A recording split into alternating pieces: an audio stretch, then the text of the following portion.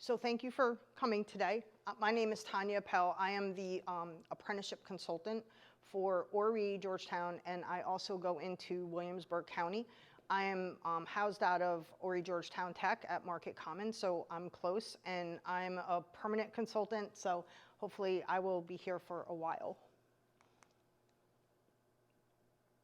Apprenticeship Carolina, we're under the umbrella of the technical college system. It houses the 16 technical colleges throughout South Carolina.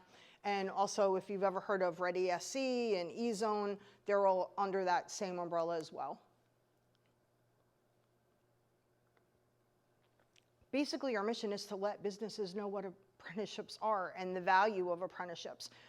Apprenticeships are a great way to build your workforce. They're a great way to upskill employees that you have currently, and it sets them on that training path, standardizes training. So there's, other than the tax benefits that are associated with it, it's just a great way to, for employee retention, for getting those employees on track with the standardized training program. So basically, the apprenticeship program, it's intended to take someone that has zero experience and then bring them up to journeyman level. And they do that by incorporating education, on-the-job training, and scalable wages. So what the goal is to get somebody in, and then once they follow the apprenticeship program and complete the apprenticeship program, they're where they're supposed to be in journeyman level.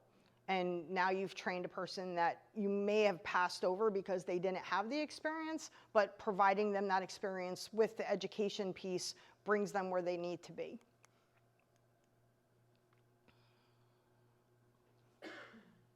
So basically, every registered apprenticeship program has three components. It's got the job-related education, it's got the hands-on learning, and it has scalable wages.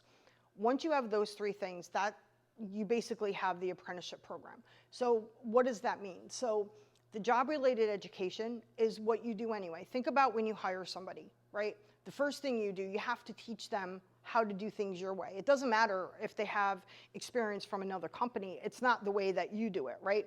So on the job learning, you have to train them to do things your way. They have to learn new systems, they have to learn new programs, they have to learn all these new things. So basically, two of those components, the hands-on learning and the job-related education, you're doing anyway.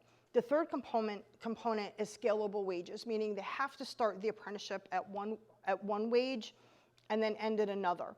Typically, probably the shortest apprenticeship is a year.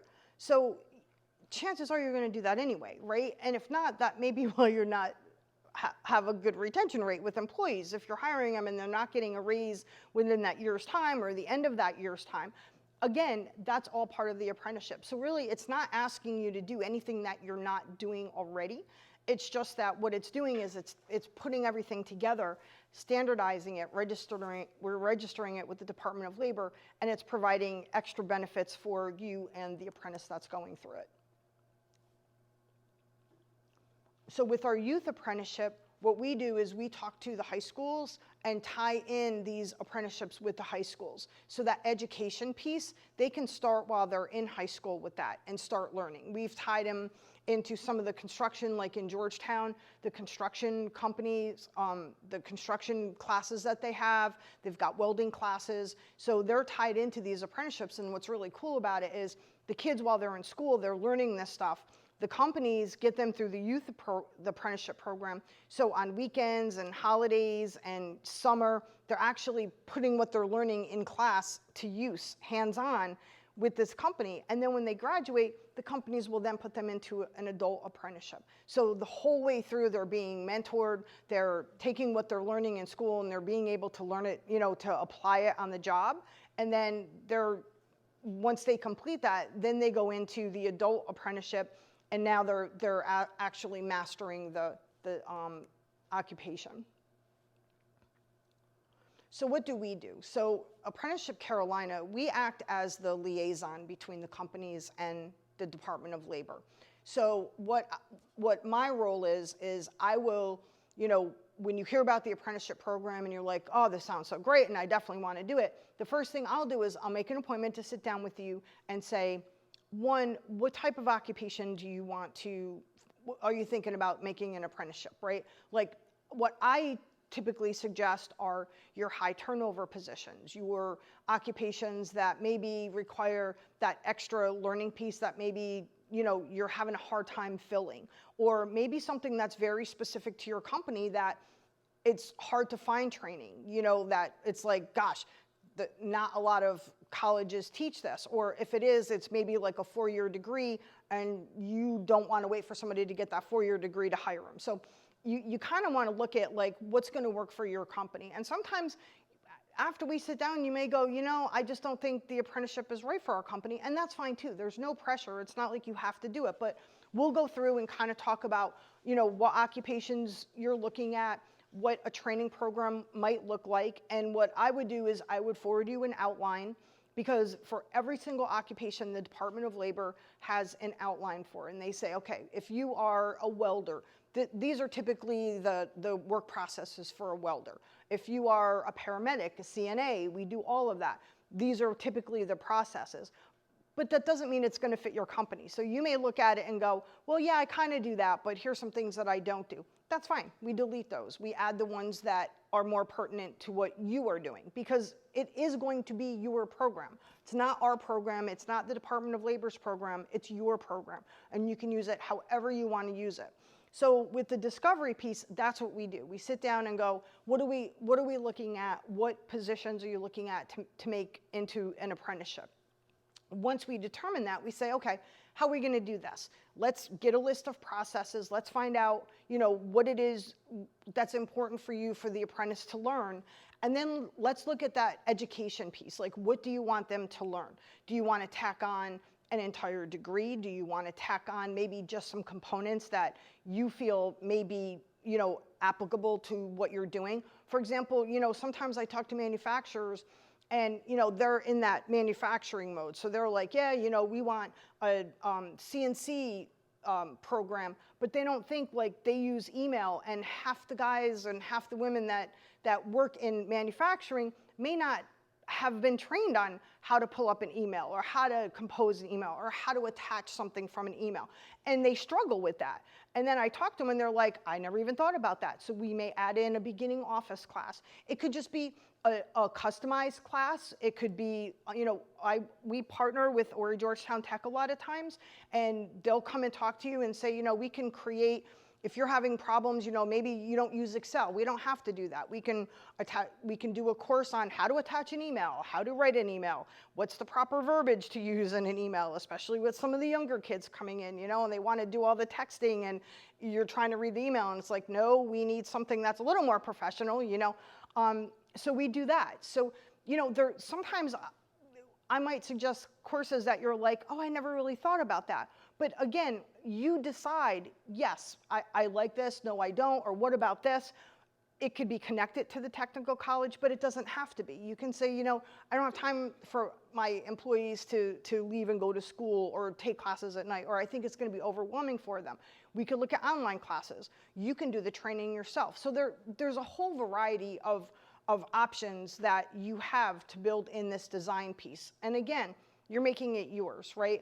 The only time it could matter is if it's medical, where they need specific certifications and things like that. Like we've registered EMTs, we've registered CNAs, we've registered LPNs and RNs, and there's specific requirements that they have to have, and specific training that they have to have that we incorporate. But for the most part, everything else is what that company wants and what's tailored to them. Like we have ambulance companies that just need that basic paramedic that maybe they might not do the, you know, the IV stuff, you know, and they're like, oh no, we don't need that, we're gonna take that out. That's fine, it's your program. So once we incorporate the job outline and the education piece, then what I do is we get it all down, we figure out what your wages are gonna be, kind of go back and forth with that, and then I'll take all this information, put it in an outline, put it in your actual apprenticeship program, send it to you to review, and then I do all the registration at the Department of Labor, let you know when it's been registered and approved, and now you have an official registered apprenticeship program. I have a question. Yeah. You mentioned whether or not they get a degree, so would that come from Horry Georgetown Tech? It could come wherever you want it from. So after And 1 year, they could get a certificate of a degree from the And, apprenticeship? and that goes on whatever, so the minimum that an apprenticeship program is typically a year. And what happens is the Department of Labor will regulate how long it takes for someone to learn how to be a welder, right? So maybe someone that is going to be a welder may not take as long as maybe an electrician. So maybe the Department of Labor will say, okay, if you're going to have somebody that's going to be an electrician, they're going to need a 4,000-hour course. But someone that's a welder is only going to need a 2,000-hour course, which is a 1-year program. And they're going to need this much education. And what we do is we kind of work together on that. So the education piece doesn't necessarily have to be sit-down class time hours. That education piece parts of it can come from the employer, parts of it can come from the college, parts of it can come from online learning. It can all come from the college. It can come from wherever you want it to look like. Oh, and I'm sorry. No, go right ahead. Is this more for like learning a trade, or would it apply to like social media? Yes. Front office Yes. staff, like receptionists? Yes, and that's a great question. And yes, and I'm going to get to that too. But originally, if you remember, I'm kind of date myself now, but back in the day, apprenticeships were for plumbing and welding and electrical, and that's when you heard apprenticeship, right? And I think that's why a lot of businesses are like, well, that doesn't really pertain to me because I'm not in the trades. But it's evolving. So what's happening now is, yes, we're going into IT, we're going into medical, we're going into social media, we're looking for social media right now. We're branching out into IT security. So these fields that typically didn't have these apprenticeships in them, they're now being allowed, and they're now actually wanting them to join. So it's breaking that barrier of saying, and not all occupations are apprenticeable, but that's something that I can work with you with and say, okay, if you do this type of training, we can, this will be an apprenticeable position. Maybe this one won't. So when you think about what's apprenticeable and what's not, typically they're more of your skilled labor positions, right, that take some time. A lot of times the entry level, some of them, depending on what they are, could be accepted. But that's something that we sit down in that original discussion, that design phase, and kind of work out and go through and say, yeah, we could definitely make this work. But yes, absolutely. You would be locked in for the year, so there wouldn't be like a danger of you starting to train them and then you lose them. See, and that's another thing that I've been worried about, starting like expanding. Yep. I don't want to like pay all this overhead money and then like get stuck with like all of a sudden now I'm the one who has to like man the front desk. Right. So that would be probably a good idea for me too, to get somebody locked in for like a year. Yep, and what's nice, so they're not technically locked in, but statistically, people that go through an apprenticeship program tend to stay 3 years longer than someone that has never been through an apprenticeship program. So for retention purposes, I always tell business, on the business side of it, retention, it's great. Paid training, we have funding and grant money to pay for some of the training, so that takes the burden off the company.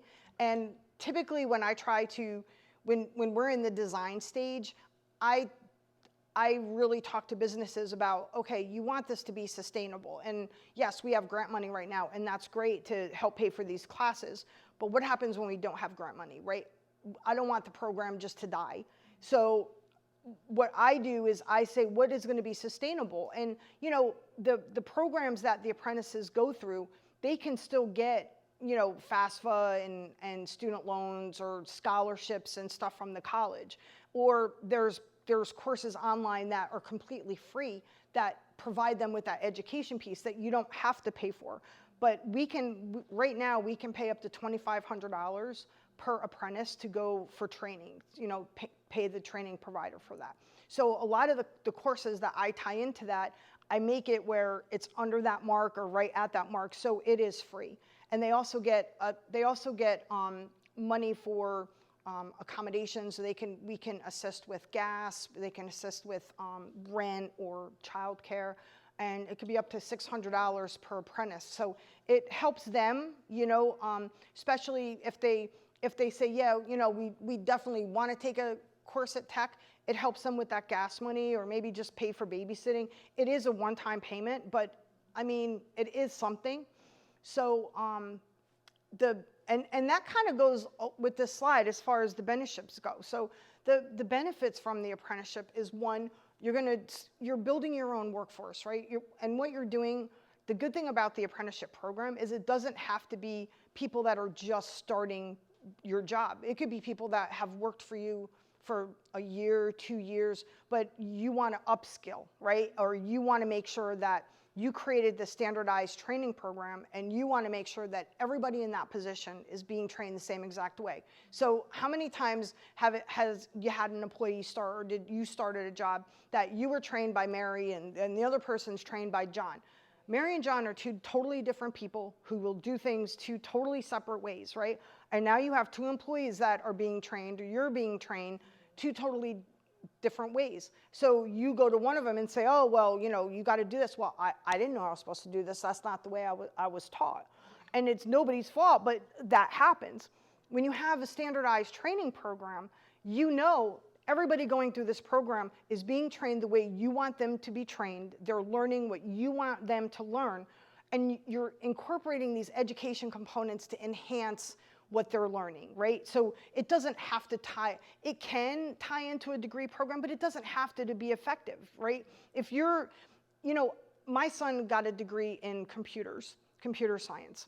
By the time he finished his degree, everything he learned was outdated, and now they moved on to something else, right? Because IT is just moving.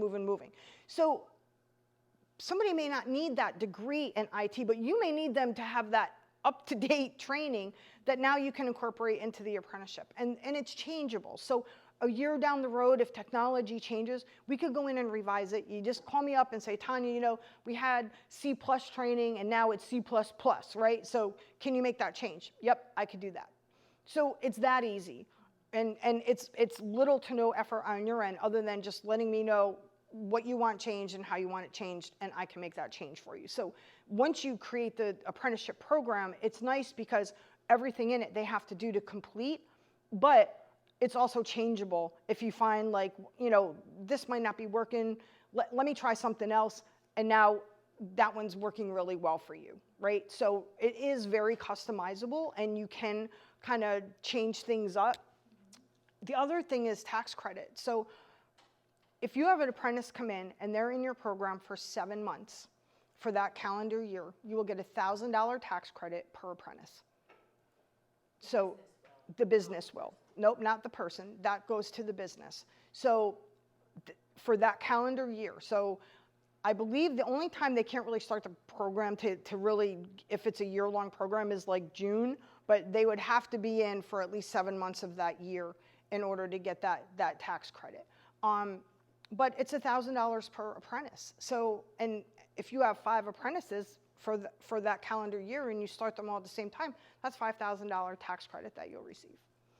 The other thing is, again, we talked about the standardized skills, right? As a manager or an owner that everybody going through this program is being trained the same way. They're being trained exactly the way you want them to, which when it comes to, looking at raises or doing reviews, now you have this guide to go by, right? It's not just, yeah, Joe seems like he's doing good and he seems to be catching on. Now you have things signed off saying, yeah, this person, they know this task. They completed this, they completed that. And you can go down and see. So if you have 2 people starting at the same time and one struggling a little bit, you know where to help them and you know where that struggle may be, rather than just kind of lumping them together and saying, well, this one's catching on and this one isn't. Now you can kind of look and say, okay, they're being trained by 2 different people. Is it the person or is it the trainer? Where do you need to look? But what you're doing is you're really honing in and making sure that people are being trained the way you want them to be trained, that it's standardized, and at the end, they actually get certificate from Department of Labor. So for them, they're getting the accreditation if they're taking classes at the college. At the end, they're getting scalable wages, right? They're getting a bump in pay, and they're getting recognition from the Department of Labor that they've gone through this program that they can take anywhere. So it's showing that you value them, right? That you've taken the time to create this program and put them through because, one, you want to build your workforce, two, you value your employees. And then increase productivity and reduce turnover, and we talked about that. Statistically, they do stay 3 years longer than an employee that had not gone through an apprenticeship program. And when you think about what that looks like, right? Say somebody starts a job, and I know, I mean, I doubt you've had the same job that you've had since you've been 16, right? So at some point in time, we've all started new jobs. And when you started that job, what did that feel like to you, right? Were you just kind of thrown in and say, okay, well, you say you have all this experience and we're going to train you a little bit and now you're out on your own. And that fear of, okay, I got to learn this and all these things. And then you kind of think like, when does this learning stop, right? It's like this, you know, a lot of times people that start new jobs, especially in professional, you know, positions, feel like the fire hose has been opened, right? Because all this stuff comes at them and it's like, okay, I'm trying to process. But with the apprenticeship program, what happens is people come in, you sit down and you go over this plan with them. And you say, okay, I'm putting you in this apprenticeship program and this is what this means to you. This is going to be your training plan. This is what you're going to be learning. This is when you're going to be learning it. These are the education pieces that I felt were necessary for this position that you can have for free. And at the end, this is how much money you're going to make, and these are the credentials that you're going to have. Now, if somebody said that to you starting a job versus somebody saying, hey, Mary, thanks for showing up today. I'm going to put you with Joe. Let me know if you need anything. Where do you feel more valued, right? As an employee, you're going to feel more valued with the employer that's going to sit down and go, this is a customized plan for our business that I made for our employees. So it takes that apprehension away. It takes that fear away. The fear of the unknown, you know, like I don't know what I'm supposed to be doing here or how much more I have to learn. And at the end of that year, you know, I've got employers that have done more than one apprenticeship. They decide to do a second level or they do a leadership. You know, they identify who are my leaders in the company. Let's get them built up because a lot of times you can have great leaders, but they may not have management experience. So we're going to tack on some maybe conflict resolution classes or communication classes, and let's build up the leaders because if you have good leaders, you're going to have employees that are going to want to follow. So, any questions so far? I have two. Okay. One is, would that work for a medical assistant? And then the second is, how would it work with a high school student?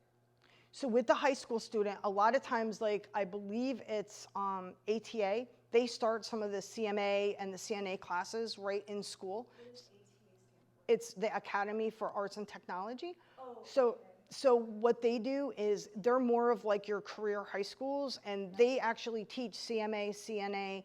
Some of them teach like cosmetology, but you could tie that in to Like a that. medical aesthetics? Yes, yes, Somebody like that. yes. Is that the one that's over out on like off of 22? Yep, right near- that's it. Because my daughter plays volleyball over there. Yep. It's J, and there's a school right there when I come off the exit. Yep, Okay, that's so the one. that in common. Yes, yep. And Ori Georgetown Tech, they have the CMA program.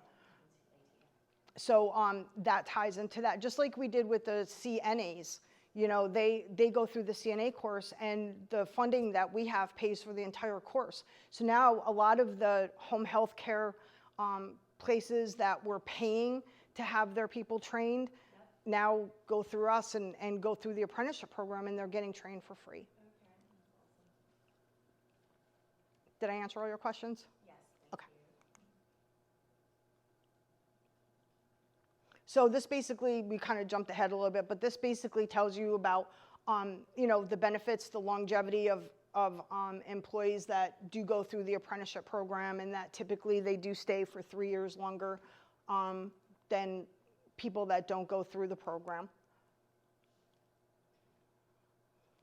Our grant money, we have gotten a lot of grant money that we could utilize for training. Right now, we're like really good with grant money up until 2026 for programs. And again, I'm very mindful of that when I create the programs. So a lot of the programs that they're doing, like you mentioned CMA and CNAs, they are covered under the grant right now.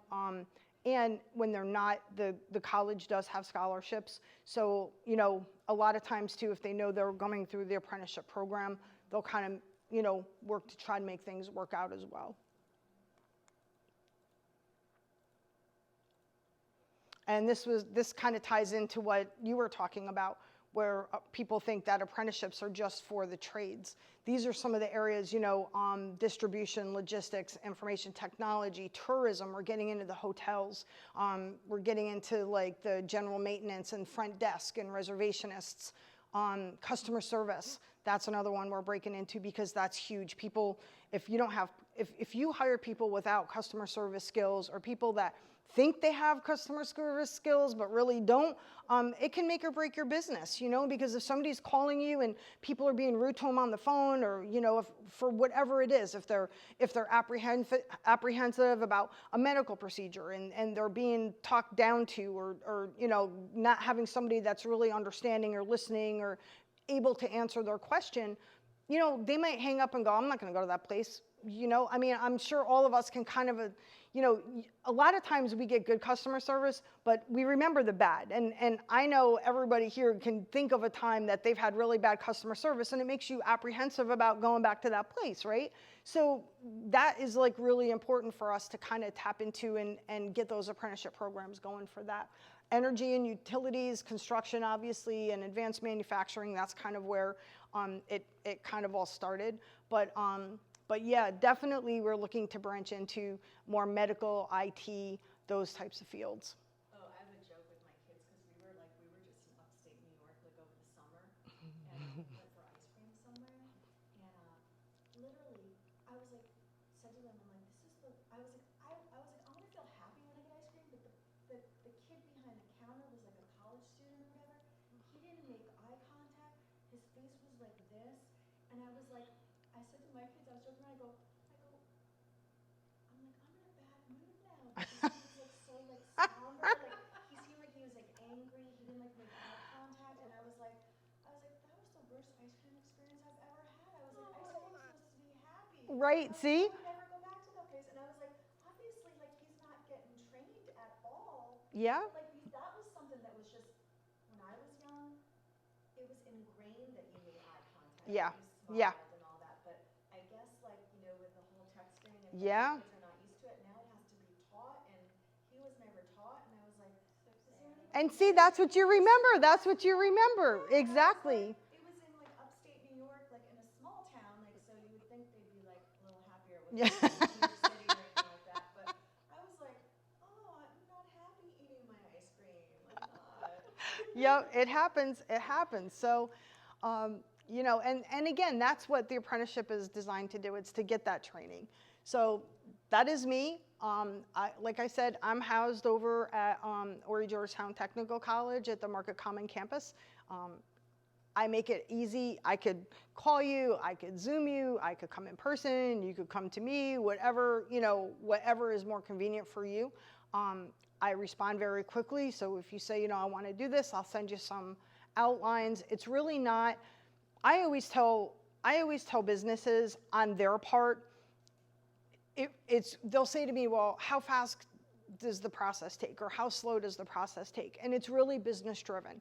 I've got some businesses that I started working with, and within a week, they had a program. They knew exactly what they wanted. They knew, there wasn't a lot of tweaking. It was pretty much standardized. We talked about the education piece. We put that in, and it was registered. And then I've got some companies I started in March that I've literally just registered. And that's fine. That they wanted to take the time. They did some programs and then revised some things and did some outlines and revised them, and they went to the department heads and then they revised them. That's fine. I have no problem with that. Again, it's your program, and it truly does become your program. Once it's registered, that program is owned by you. You could use it as many times as you want, as little as you want. You can put everybody through it. You can put selective people through it, and I can't share it unless you give me permission. So I couldn't go and say, hey, I just did this apprenticeship program for, ABC company. Here, this is their outline. This is their training program. Do you want to do it? Do you want to do that same thing? Unless you say, yes, I'm willing to share that. But otherwise, it's yours. And that makes it nice for some companies that are very competitive to kind of have that one up, that they have this training program and it's very unique. you know, and for marketing purposes, because now you could go out and say, I have a registered apprenticeship program. And that means something. Right? It'd be like a brand. Yeah. For them later to be like, oh, they were trained by da-da-da. Yeah. So, we know that those people are. Exactly, because, well, and yes, because it's the standard that's set by the Department of Labor, and your program got that stamp of approval. That's what kind of, and that's why when people talk apprenticeship programs, there's so many misconceptions about what an actual apprenticeship program is, right? Because there are a lot of apprenticeship programs out there, but the ones that we work with are registered and they're approved by the Department of Labor, meaning they meet the hour requirements, they meet the education requirements, and the Department of Labor actually reviews every program that we create and says, yes, we're giving you the stamp of approval on this, and they register it. So that's, you know, when you market and when you talk about filling positions, and that's why too I talk a lot about, you know, where's the position, what are the positions that you have with the highest turnover? Because now you're setting this program up to keep people, you know, and chances are if they start a program and it's a year long, and maybe, you know, look at it this way, you've got somebody that comes into ABC business, right? And XYZ business. ABC business has an apprenticeship program. So that person starts and they know, okay, this is what I'm going to be learning. This is the education piece. This is the certification I'm going to get. And then at the end, I'm going to be certified by the Department of Labor. And this is going to take me a year. Well, now the person that starts XYZ company just starts, right? And they don't know when they're going to get a raise. They don't know what they're going to learn. They don't know what, you know, they're just working. And so is ABC, but they're working with a plan. Well, now you've got the company over here dangling the carrot and saying, you both started at $10 an hour. I'll pay you $11 an hour. Here's the carrot. You want to come and work for me? Well, ABC company already knows when I finish this, I'm going to be making 12. And I'm going to have a certification. And I'm going to be certified by the Department of Labor. XYZ is like, well, they said I'm going to get a raise in a year, but they never really told me what it was. Who do you think is going to go over to the carrot, right? Because XYZ company has no idea what they're going to be making. He has no idea when the raise is coming. They just know, well, if you do a good job, you'll get a raise by the end of the year, but they don't know what that could be. So instant gratification, they're going to take the $11 an hour because they don't understand and they don't know what's projected for them. So that's kind of where I feel the value is, you know, and to be able to advertise that you do have that quality program is something that, at least right now, because like I said, I started in March, we've already registered 30 programs. So it's starting to catch on, but there's a lot of companies right now that when they advertise, they're the only hotel that's advertising registered apprenticeships, or they're the only, you know, company that's advertising in that trade, because I'm trying to be very selective too with people that I work with just going out, because I don't want to just go down Ocean Boulevard and flood the market with hotels, you know, hospitality apprenticeships, and then not have anything else. So I'm kind of looking at car dealerships for auto mechanic and CNAs and EMTs and hospitality. So there's like a wide variety, but still kind of not saturating the market right now with, you know, the same apprenticeship programs. So. Does the registered program ever expire? Do they have to renew it? Nope. It doesn't expire. Now, if you don't use it for a couple years, like say you have a program, and that happens sometimes, you know, I think what happens is we've gotten a lot better on our end. So when a company registers a program, the next step is, how do you get people in it, right, if you hire somebody? So because you're working with the Department of Labor, they have a program that you have to upload some information into. It's literally 1 page per apprentice, and it's basic information that you get when they're hired. So date of birth, social security number, things like that. And they do that, 1, because it starts your tax credit, the time for your tax credit, and 2, they have to kind of keep track of apprentices because they're going to be the ones giving them the certificate when they complete the program. So that part of it is a necessity. So if you have a program that maybe you haven't utilized in like 2 years, the Department of Labor is going to send you a letter saying, you have this program, you're not using it, are you interested in it? If you don't respond, they'll cancel it. you could go back 6 months and go, oh, now I have an apprentice. And you call me, I call the Department of Labor, we sign some paperwork, and we get it going again. So yes, it does expire if you don't use it, but it's not like you're banned for life, like, oh, you had a program and you're not using it, so we're never gonna let you use it. It's just, there's some steps to go through to get it activated again. And also, you know, you could use that program once a year, you could use it for everybody, you could use it for people that are already working for you. Again, like I always bring up the leadership, because that's like a great opportunity to one, upskill people that you have that you know are leaders, but also, you know, if you have somebody that's been working for the company for 5 years and, you know, they've gotten to that point where they're kind of just, they're working, but they're not really doing much of anything else, you know, like there's no place for them to go. That leadership a lot of times will kind of rejuvenate like a purpose to become that team leader, or to kind of groom somebody to be a department head, or just to know that, you know, the company thought of them to go through this program, that they saw that leadership quality in them. And that means something, you know, again, it's a lot of times too, it's the value that the company's giving that person going through the program. It's not necessarily, you know, there's people that have apprenticeship programs that may pay less than people that don't, but the fact that they created the program tied into the education piece, that value means something, you know?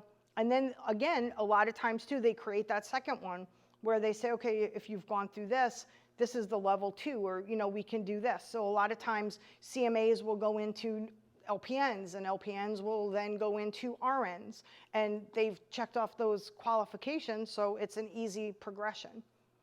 So now the grant money follows the person, so it is only like a one and done. So if you create your first program and that training comes to, as we stand right now, say 2,500, if you create a second apprenticeship program and want to tack on like a associate's degree or something to that, they're going to be out of grant money.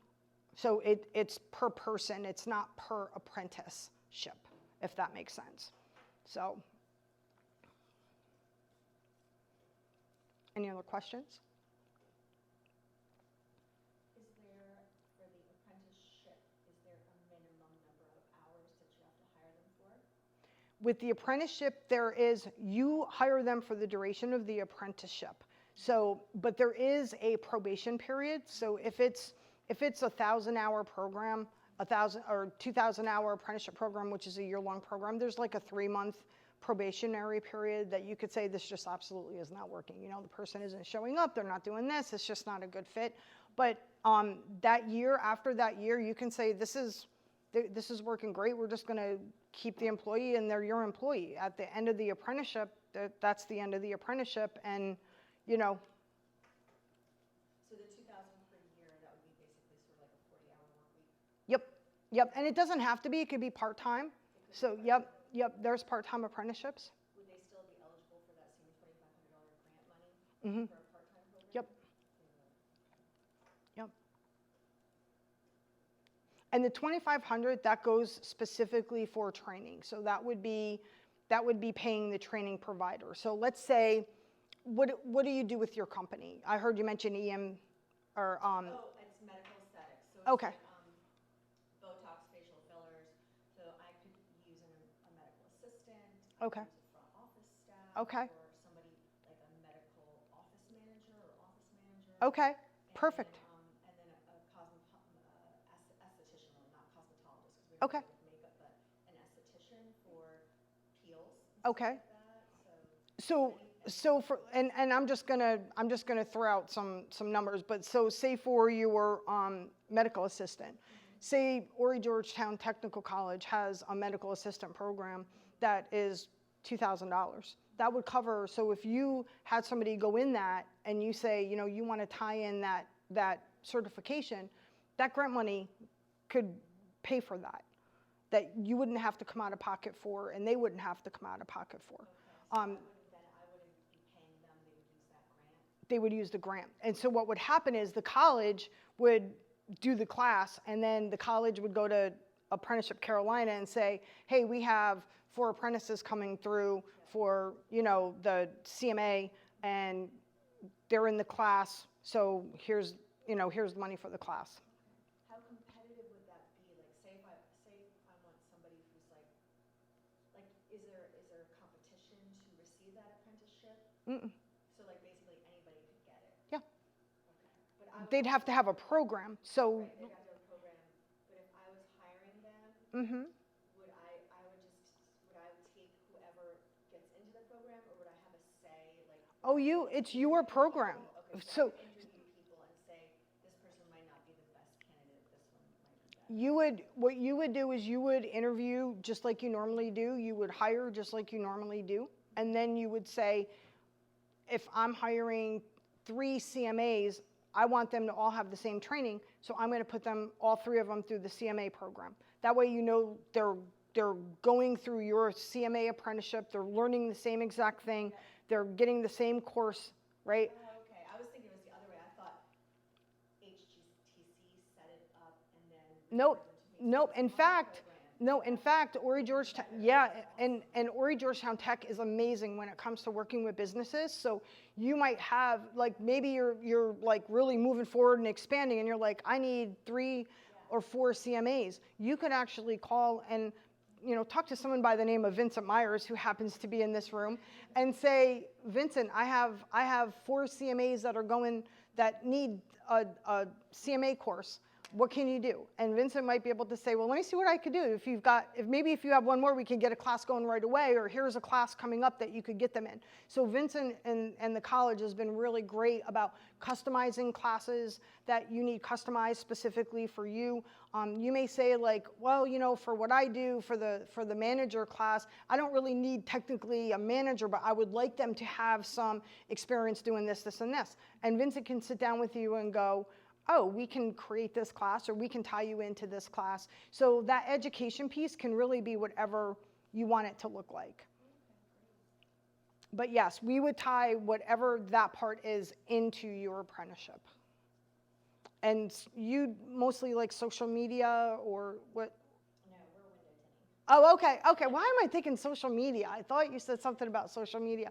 So yeah, that would be perfect too, and I'm sure customer service, if you're doing window tinting and they have to deal with the public and ask questions to know what questions to ask, they could kind of work with you too and say, when you have your people going out, where do you get the most complaints, or where do you find the most struggles?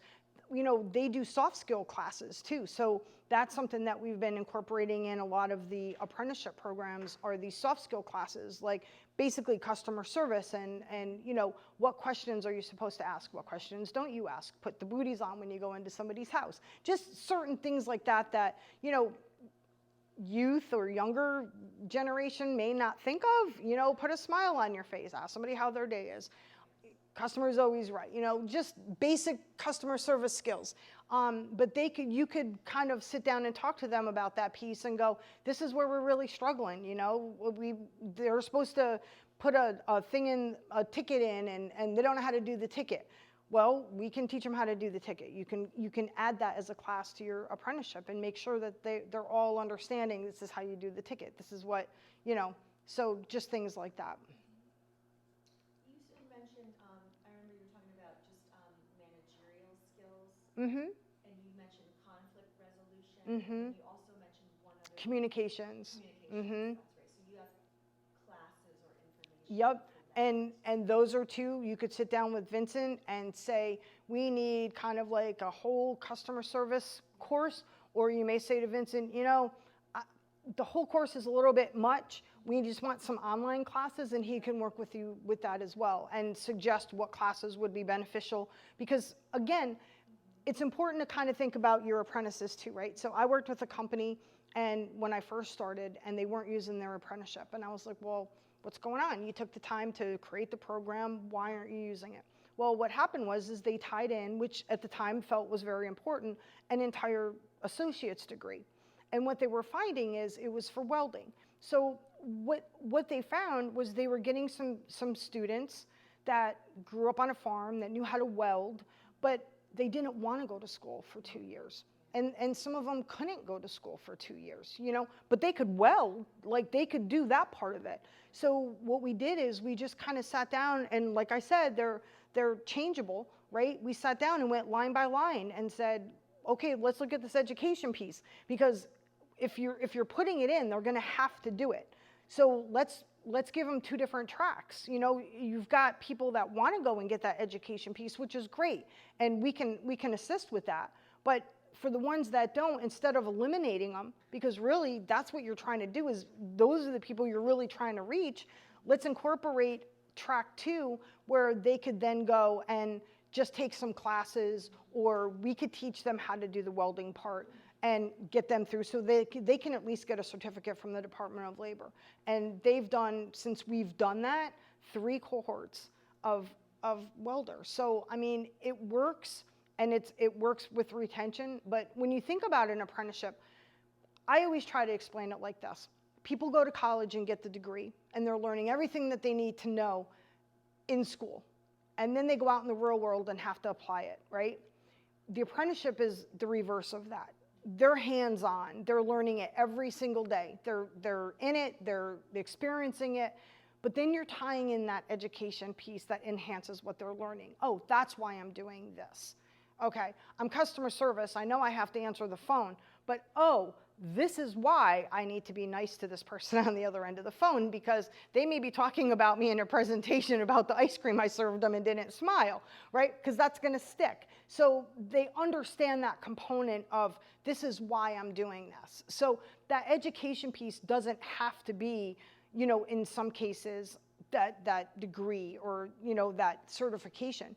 But it's those things that are important to what they're doing and why they're learning it. Can you take, you know how like you said, like that's sort of like there's a fast track, track 2, if they already have experience. Could that apply to somebody who already even has a degree? Yes, Like, because so what if they I would, have somebody who's a medical assistant, but she could use some bingo.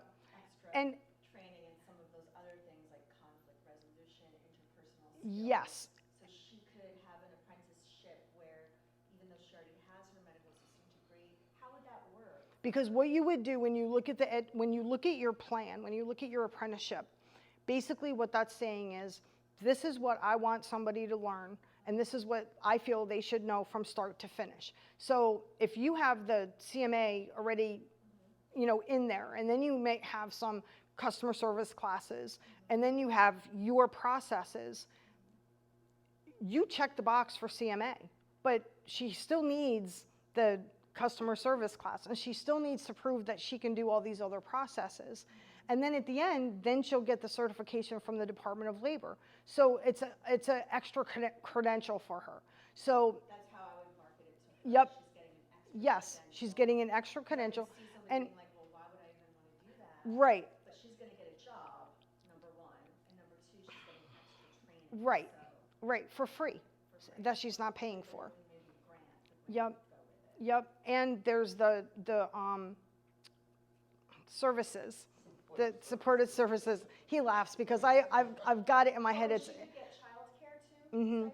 up So I to had a bunch of people I worked with before at another site where I wasn't the boss, but they were all single mothers, which I loved. So that Yeah. would be, you know, and it's only a one time. want to come back and work for me. Yeah. If I open up a bigger place. Yes, it's a one time, so it's not, it won't be throughout the whole program or a month or anything like that. But yes, they will get a check for, and that goes directly to them for gas, rent, childcare. So there is money for that.